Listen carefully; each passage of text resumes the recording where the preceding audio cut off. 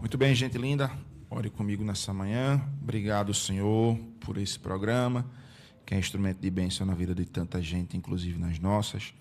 Usa o teu servo, Quilinho, para que ele possa ministrar aos nossos corações aquilo que está em teu coração. Usa-o como instrumento para ministrar sobre nossas vidas. Nós te amamos, louvamos ao teu nome por tudo, em nome de Jesus. Amém. Amém, amém.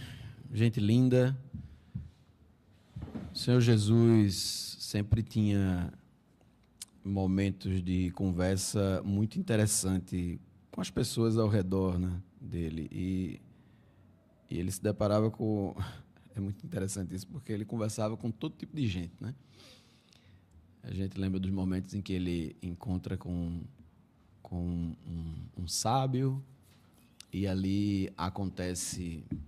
A gente não percebe lendo o texto diretamente, mas acontece uma, aspas aqui, né? Uma disputa intelectual, porque era o modo como os sábios da cultura de Jesus faziam para esses momentos de disputa, eram sobre perguntas, né? Responder o outro com uma pergunta e a pergunta ser respondida através dessa pergunta, né? Então, mas só para dizer dos momentos interessantes de diálogo de Jesus com as pessoas ao seu redor, né? Às vezes o diálogo era interrompido pela urgência da vida, e talvez essas interrupções fossem os momentos mais extraordinários aqui, né? Quem lembra daquele homem que foi colocado pelo buraco do teto, né? No meio da casa onde Jesus estava, porque não dava para entrar por canto nenhum.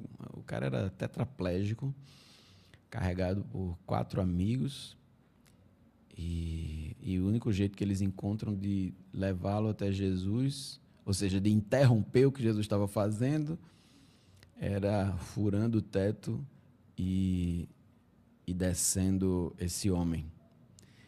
E aí você começa a imaginar a alegria depois, né, da mudança de condição. E tem uma música lindíssima de Estênio Márcios que poetiza esse cenário, né? Essa imagem do homem sendo curado e dos amigos de infância que não podiam correr juntos e agora podem brincar e correr e tal. Então, isso tudo para dizer que quando a vida é atravessada pela presença do Filho de Deus, nada fica do mesmo jeito, e o que é privilegiado é ela, a vida. Porque o que não for atravessado ou que não tiver como objetivo a manutenção da vida, isso não tem a ver com Jesus de Nazaré. Não tem a ver com Jesus de Nazaré. Porque na relação com Jesus de Nazaré, até a morte é ressignificada para a vida, né? Haja vista Lázaro, haja vista a garota que Jesus ressuscita, ela não está morta, ela só dorme, né? Haja visto o próprio Jesus que ressuscita ao terceiro dia para nos outorgar vida.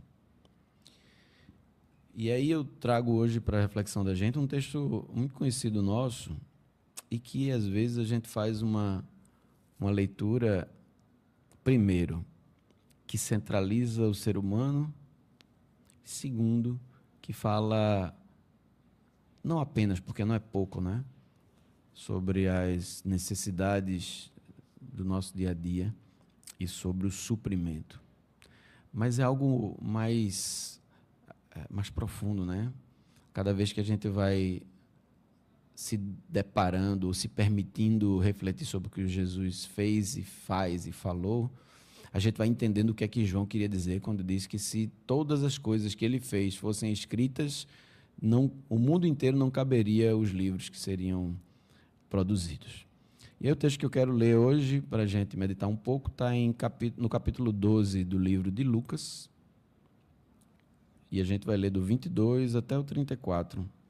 E eu queria que você se dedicasse a essa leitura como quem assiste um bom filme, ou como quem lê uma poesia da qual você gosta, um autor do qual você gosta. Eu, particularmente, gosto de diversos autores.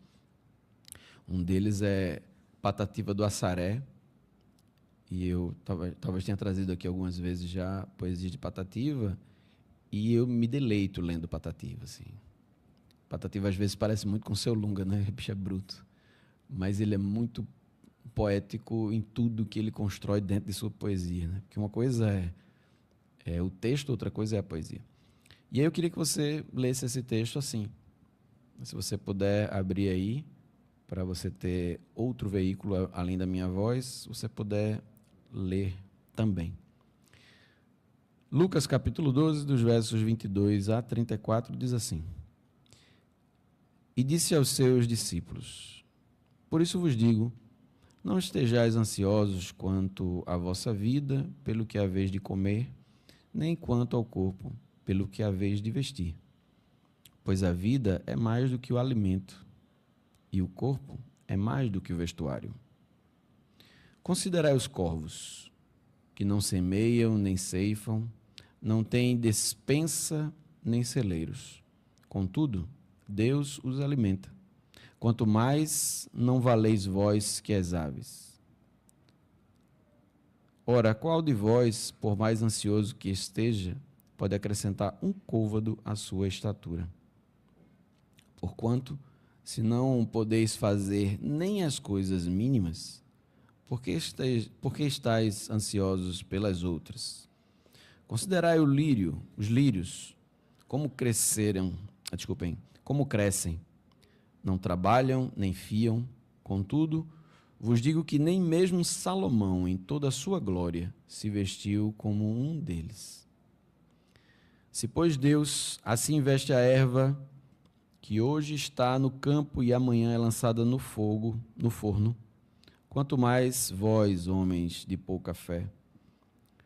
Não procureis, pois, o que haveis de comer ou o que haveis de beber, e não andeis preocupados, porque a todas essas coisas os povos do mundo procuram, mas vosso Pai sabe que precisais delas.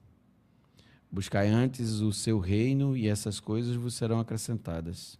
Não temas, ó pequeno rebanho, porque a vosso Pai agradou dar-vos o reino. Vendei o que possuís e dai esmolas.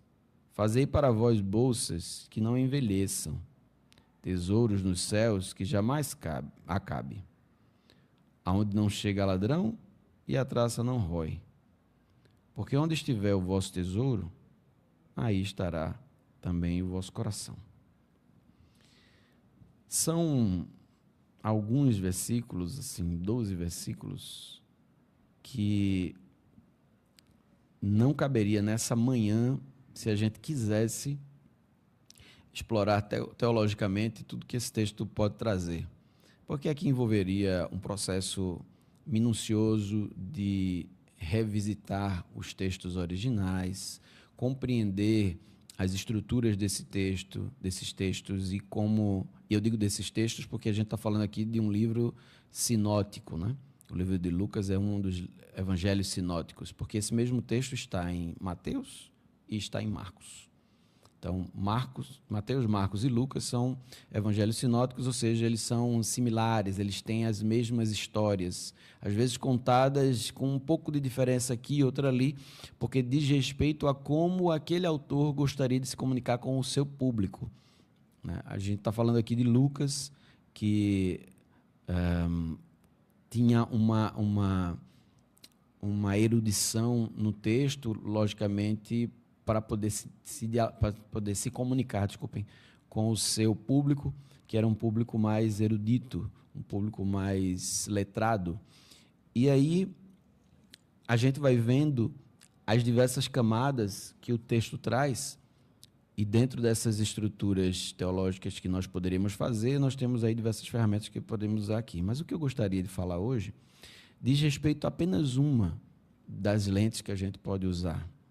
Quando a gente fala da pastoral ambiental, a gente vai pensar como é que a minha igreja, no meu território, no meu bairro, na minha cidade, ela se porta olhando para tudo que está ao meu redor. Quem conhece a Igreja Batista Coqueiral sabe da sua relação com as crianças, sabe a sua relação com a comunidade, sobretudo sabe a sua relação com os impactos que se relacionam com o rito de Pior, né? E aí esses impactos voltam a alcançar as famílias, as pessoas, as crianças e tudo mais. E nesse sentido eu queria olhar para o texto para perceber alguns nuances que esse texto nos traz. Porque, via de regra, a gente usa muito esse texto para falar do suprimento de Deus para conosco. E isso é óbvio, isso é notório, isso é experimentável todos os dias da nossa vida, desde que você comece a observar que Deus tem cuidado de você todos os dias. Ainda que a dor, a tristeza, a falta sejam presentes, mas de alguma forma o Senhor tem encontrado caminhos para te sustentar, né? Eu costumo reforçar todas as vezes que eu falo sobre esse assunto que desde 2017, foi em 2017 que eu tive a minha última experiência como funcionário de uma empresa, né? De lá para cá eu sou desempregado. Não é isso que eu estou querendo dizer. De lá para cá eu tenho trabalhado como autônomo, né? Algumas pessoas sabem que eu trabalho com decoração e a partir da arte. E de 2017 para cá, são quase 10 anos, mesmo não estando formalmente empregado e contando com todas as adversidades, com as quais eu e Jéssica nos deparamos, não teve um dia só que o Senhor não providenciasse para a manutenção da vida. Então, esse é uma reflexão que a gente usa sempre quando a gente lida com esse texto. Mas é importante reforçar que nenhum dia, nenhuma vez, ele permitiu que faltasse nada. Obviamente não sobrou nada, viu? Não sobra nada, mas não falta nada. Não falta a comida, não falta o vestuário, às vezes não tem R$1 no bolso e precisa ir, sei lá para onde, pagar não sei o quê. E na hora de fazer, chega. E eu não sou mais abençoado do que você. E porque está faltando na sua mesa, eu também não sei responder de forma isolada. Eu sei responder de forma estrutural. Porque a estrutura de sociedade que a gente vive hoje quer continuar pressionando você para sofrer essa estrutura opressora. Mas o que eu quero falar aqui é de como isso que é a vida, e eu não estou falando da opressão, mas agora da vida, se compõe dentro do plano de Deus que não está isolado para o ser humano, mas que ele convida a gente a nos percebermos dentro de uma estrutura que precisa voltar a ser harmônica. E disse aos seus discípulos: não estejam ansiosos quanto à vossa vida, pelo que é a vez de comer, nem quanto ao corpo, pelo que é a vez de vestir, pois a vida é mais do que o alimento e o corpo mais do que o vestuário. A gente vive numa época em que nos dizem todos os dias que a gente precisa ter. Que se você não comer aquilo, ou se você não vestir aquilo, você não é. Isso faz parte de uma estrutura que tenta colocar você dentro de um padrão ideal de gente. E que se você não ocupar aquele padrão ideal de gente, você não é gente. E aqui se relacionam as questões de raça, as questões de classe, e onde é que fica a tua relação com o outro nesse processo. Porque você, atendendo a esse chamado de padronização, você vai querer ser melhor do que o outro. Você vai querer ter mais do que o outro. E aí você vai esquecer que a vida é mais do que o alimento. E você vai esquecer que o corpo é mais do que a veste ou o vestuário. E aí no versículo 24, que é talvez onde esteja o centro do que eu gostaria de falar essa manhã, ele diz assim: olha, considere os corvos. E aí, para a gente que está aqui em Recife, corvo não é uma realidade muito comum, né? A gente poderia dizer, considere o sabiá. A gente poderia dizer, considere o papacapim. Da semana passada eu fiquei encantado, eu estava no Parque 13 de Maio, e aí, depois de uma corrida que eu quase ponho o bofe para fora, eu sentei assim num canto, e aí eu olhei para o lado, tinha um pica-pau. Do meu lado, catando comida na grama. E é sobre isso.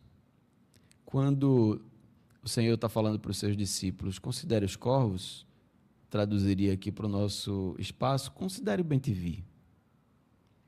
Considere o sabiá, considere o pica-pau. Eles não precisam fiar, não precisam construir celeiros, porque a comida haverá desde que nós nos coloquemos tal como eles dentro de uma estrutura onde toda a vida é importante. Se eu me enxergar como alguém que tem que ser servido às custas dos outros, como alguém que tem que ter para ser às custas de que o outro não tenha, isso não corresponde ao que Jesus está tentando ensinar para a gente aqui. Porque no final desse mesmo verso, quando ele vai dizendo, considere os corvos, que não semeiam nem ceifam, não têm despensa nem celeiros, contudo Deus os alimenta.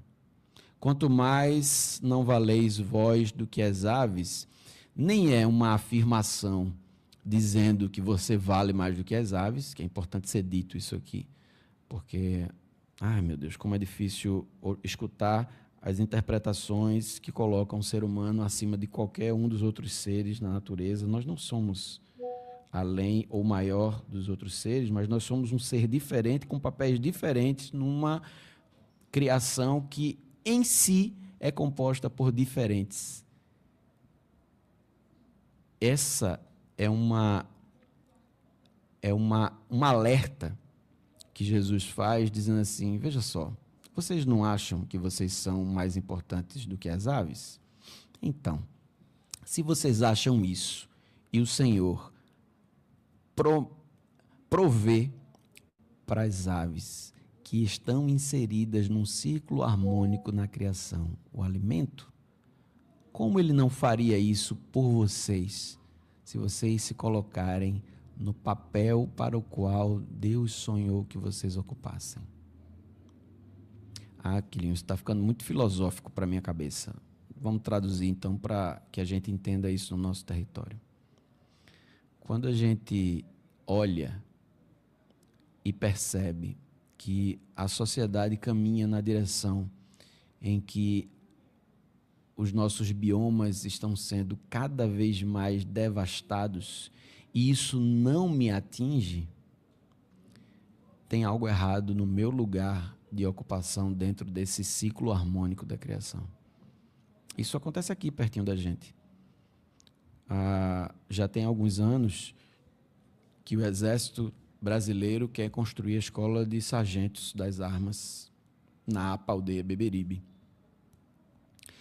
É um território que foi cercado pelo Exército na década de 70 e foi preservado lá como um espaço de treinamento e a mata voltou a crescer e se restabeleceu.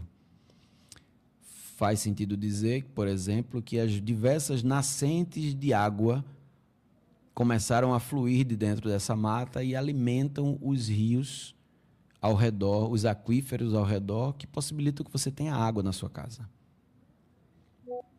Diversos pastores ao redor da APA Aldeia Beberibe, que estão situados em Camaragibe, em Aldeia, naquela região ali, estão alinhados com o governo federal e com o Exército Brasileiro para convencer os irmãos e irmãs de suas igrejas que é fundamental que a escola de sargentos seja instalada ali à custa do desmatamento de, no mínimo, 90 hectares. Isso dá um total de mais de 200 mil árvores e a morte de um sem número de nascentes.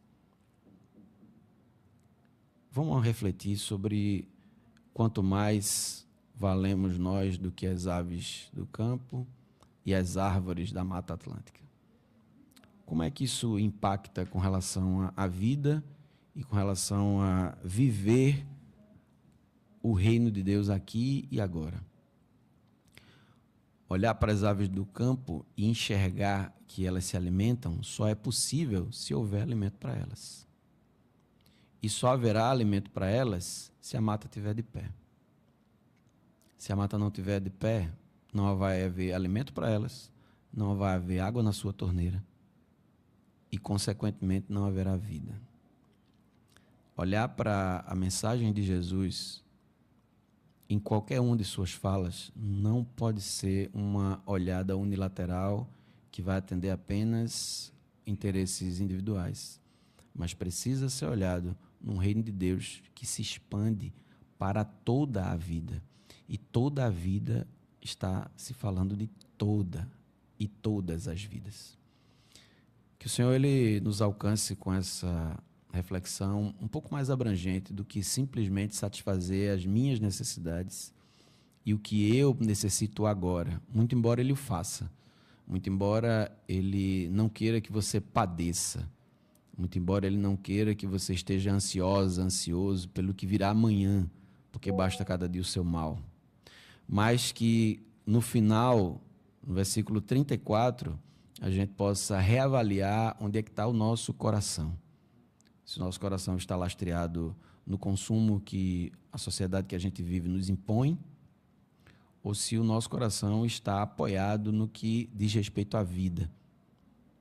Porque assim, estando o nosso tesouro construído nos céus, como o texto nos diz, ele privilegia a vida, e privilegiando a vida, a gente atende ao chamado do Senhor para a função do ser humano nessa grande estrutura de vida que é a sua criação. Que Deus nos bendiga, que Deus nos ajude a refletir um pouco além daquilo que um modelo padronizador nos leva a querer identificar e refletir. Amém.